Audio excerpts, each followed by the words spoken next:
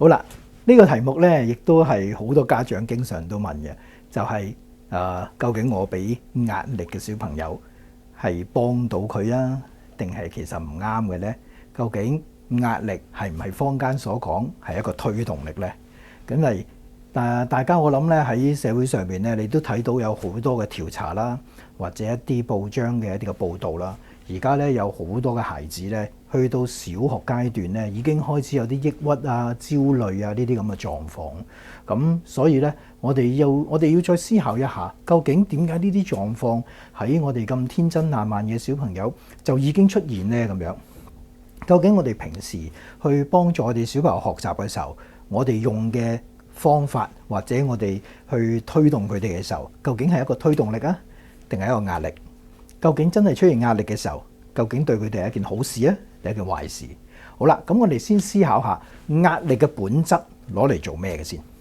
嗱，當我哋人遇到一啲嘅事情，我哋需要用壓力呢個感覺去面對咧，就係因為我哋嘅腦咧釋放咗壓力皮質。咁啊，通常咧要釋放壓力皮質嘅事情咧，就係一啲我哋唔係幾想去面對或者唔係幾想去接觸，例如一啲危險啦，例如一啲我哋討厭嘅事情啦。咁但係因為咧，我哋要面對嗰個危險或者面對個討厭嘅事情咧，我哋都需要去處理啊。咁所以咧，我哋嘅腦咧就透過啲壓力皮質咧，就令到我哋肌肉有力量啦，血液循環加快啦。甚至受傷嘅時候咧，我哋嗰啲嘅血凝素咧都可以咧快速咁幫我哋止血啦。咁呢個狀態攞嚟做啲咩嘅咧？其實最重要咧就係愛嚟盡快去處理咗前面嗰件事，一係就去攻擊，一係就去逃跑。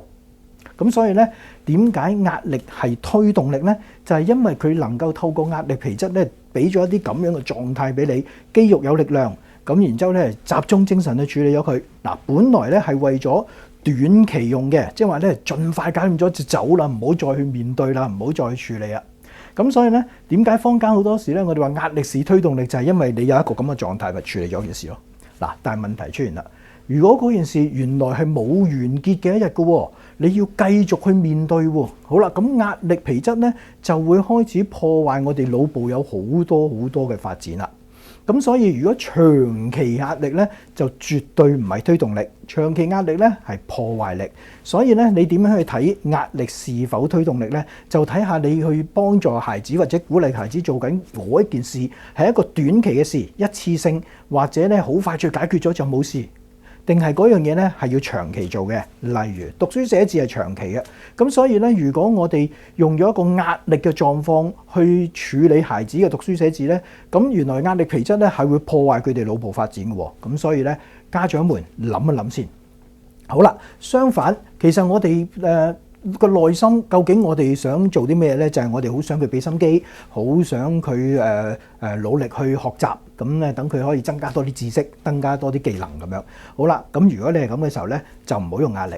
就用另一樣嘢。喺我哋個腦裏邊咧，原來咧我哋會釋放多巴胺，咁多巴胺咧就會令到我哋個人好正面啊，好暢快啊，好想繼續做嗰樣嘢啊。咁如果你個腦能夠釋放到多巴胺嘅話咧，就會帶動你自己咧再去努力。咁即係如果孩子佢做功課啊、溫書啊，佢個腦係有多巴胺嘅話咧，你唔使叫佢啊，佢自己都會搞掂。好啦，咁多巴胺呢一種咁正面嘅神經傳遞物質咧，就可以幫助我哋孩子咧係去努力去學習。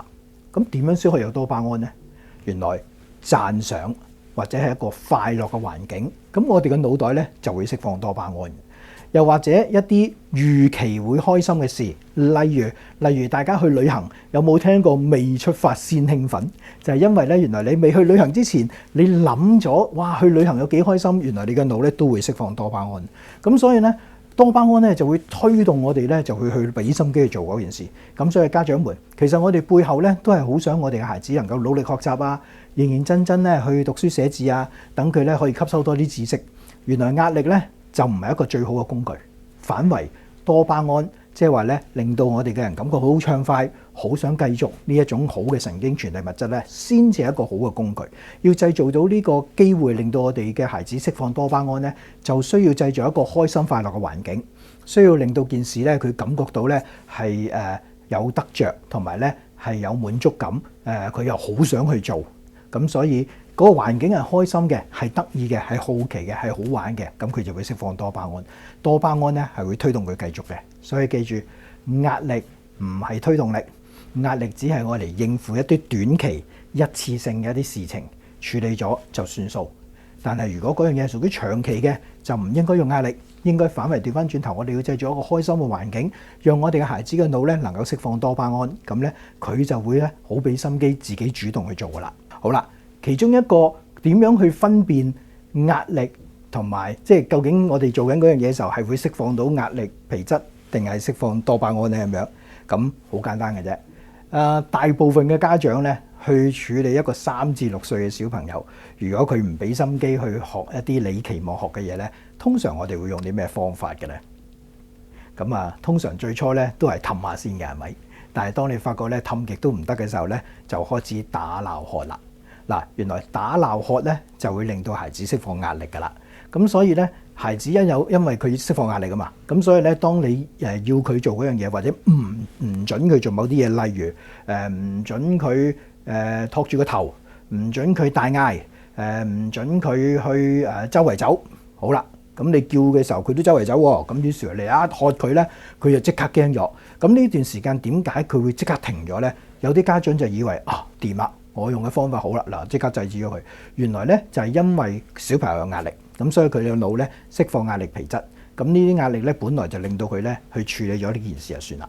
好啦，但係如果我哋家長唔明嘅話，每次咧當有一啲你唔想佢出現嘅事情，你都係打鬧喝嘅話咧，咁佢就長期有壓力。好啦，長期壓力咧就對於我哋嘅腦部嘅發展點解有破壞咧？其中一個好重要嘅地方咧，就喺我哋嘅腦裏邊咧有一對叫做海馬回，彎彎地嘅海馬回。咁海馬回攞嚟做咩嘅咧？就係攞嚟咧回憶嘅，即係話咧我哋去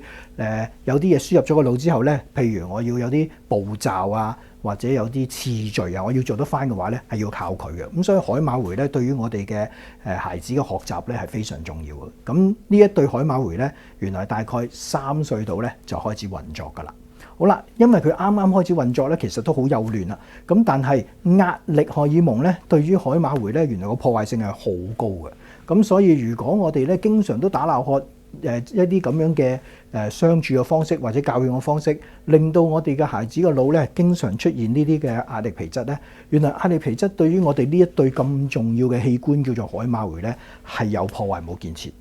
咁所以即係話我哋細心啲諗下，你即刻推敲咗一路長期都俾呢啲壓力嘅時候，即係話慢慢就會破壞咗呢一對本來對於孩子學習係非常重要嘅器官，咁咪變咗同你嘅原意咪啱啱相反？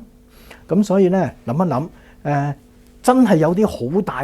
嘅錯誤咧，你想要即刻制止佢咧，咁你去可能語氣重啲，咁或者咧或者大聲嗌啲，即刻阻止佢一啲好嚴重嘅錯誤咧，咁呢啲咧都未嘗不可。但係如果你話你真係用咗打鬧喝就作為一個教養嘅模式咧，原來呢一種咁嘅方式咧，製造大量嘅壓力皮質，既令到孩子驚咗你，亦都破壞咗佢嘅腦裏邊一啲咁重要嘅器官嘅發展嘅話，咁其實咧唔係一件好事。咁所以鼓勵大家，原來快快樂樂、開開心心咧，對於孩子嚟講咧，唔單止係喺生活上面咧，能夠咧覺得有個好嘅氣氛，原來對於佢嘅腦部嘅